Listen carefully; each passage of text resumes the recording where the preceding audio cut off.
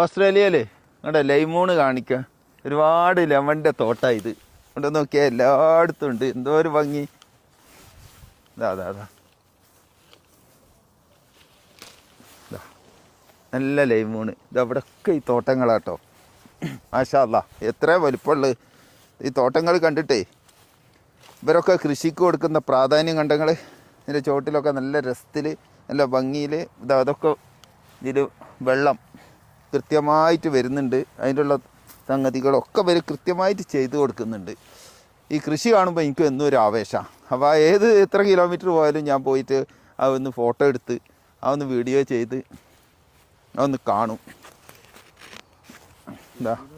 സിഡ്നിയിൽ നിന്ന് 140 കിലോമീറ്ററോളം ഉള്ളോട്ടാട്ടോ ഇത്.